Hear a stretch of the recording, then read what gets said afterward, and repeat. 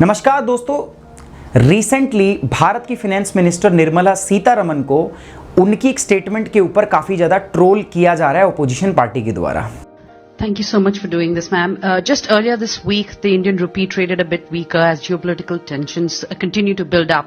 What is your assessment of the challenges that the rupee could see in the days ahead, and what measures are being taken to tackle the slippery slide? First of all, I would look at it as not rupee sliding. I will look at it as dollar strengthening. Dollar strengthening incessantly. So obviously all other currencies are performing against a strengthening dollar.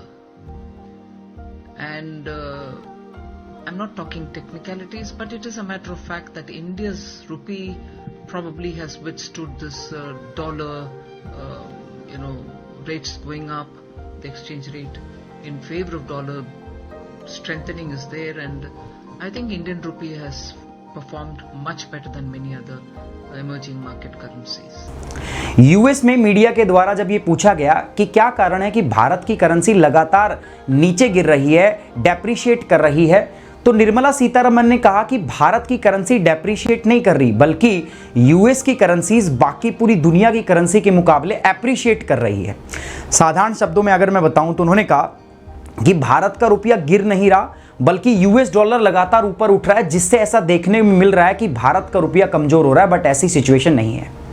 इसी पर राहुल गांधी जी ने कहा है कि भारत भुखमरी और कुपोषण में 121 देशों में से 107वें नंबर पे हैं। लेकिन उन्होंने कहा कि अब भारत के प्रधानमंत्री और उनके मंत्री कहेंगे कि भारत में भुखमरी नहीं है, रैंकिंग में भारत इसीलिए खराब प्रदर्शन है क्योंकि पूरी दुनिया के अंदर में लोग भूखे हैं ही नहीं, इसलिए भारत के अंदर भुखमरी ज्यादा दिख रही है। अब दोस्तों इस सांप सीढ़ी के गेम को समझते हैं। मतलब ऐसा क्या हो गया कि यूएस डॉलर को हमेशा सीढ़ी मिल रही है और वो चढ़ता चढ़ता चढ़ता उसकी वैल्यू बढ़ रही है और बाकी करेंसियों को सांप निगल रहे हैं और नीचे फेंक दे रहे हैं। इसको समझने के लिए आपको 5 रीजन समझने पड़ेंगे और सबसे पहला कारण जो है वो बहुत आसान है। देखो, जब भी किस देश की करेंसी बढ़ती है, उसकी वैल्यू बढ़ती है, उसका मतलब होता है उस देश की अर्थव्यवस्था अच्छा काम कर रही है।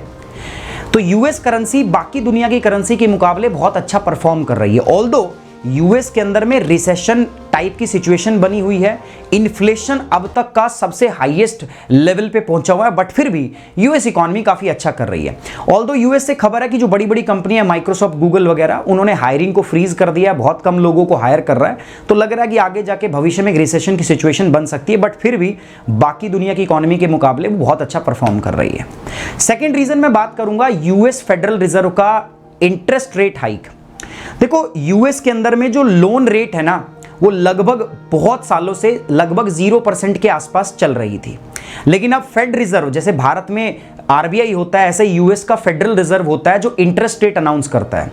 तो हिस्टोरिकली पहली बार उसने इंटरेस्ट रेट को बढ़ाकर 3.23% के आसपास कर दिया है, जो अब तक की सबसे हाईएस्ट है, और माना जा रहा है कि इसमें 1% की बढ़ोतरी और होगी।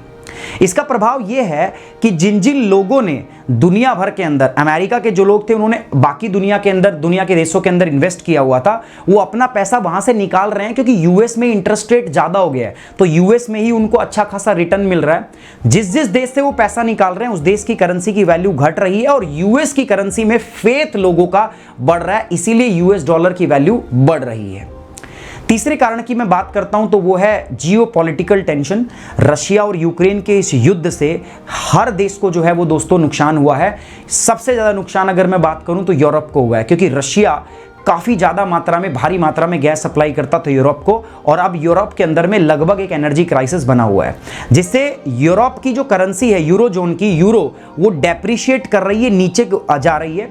लेकिन यूएसए पे इसका कोई प्रभाव देखने को नहीं मिल रहा है, और इसीलिए यूएस डॉलर जो है वो अपनी पोजीशन को मेंटेन किए हुआ है और बाकी करेंसी के मुकाबले यूएस डॉलर मजबूत हो रहा है। यूरो के मुकाबले स्पेशली डॉलर जो है वो काफी मजबूत हुआ है। चौथी बात करते हैं दोस्तों चाइना की। देखो यार, कुछ भी कहो, लेकिन चाइना जो है ना, वो पूरी ग्लोबल इकोनॉमी का एक ग्रोथ इंजन है। अगर चाइनीज इकोनॉमी में स्लो डाउन होता है तो उसका स्पिल ओवर इफेक्ट आपको पूरी दुनिया में देखने को मिलता है, और अभी हो भी यही रहा है। चाइनीज इकोनॉमी स्लो डाउन में उसके कारण है दो, कोविड केस बहुत ज़्यादा बढ़ गए हैं चाइना में, इसलिए चाइना में लॉकडाउन की सिचुएशन बनी हुई है। चाइना की जीरो कोविड पॉलिसी की वजह से वहाँ पूरा मैन्युफैक्चरिंग जो है वो हॉल्ट पे है। और दूसरा है वहाँ पर जो रियल इस्टेट बबल था वो बस्ट कर गया है, उसकी वजह से भी चाइनीज इकोनॉमी जो है वो क्राइसिस में बनी हुई है।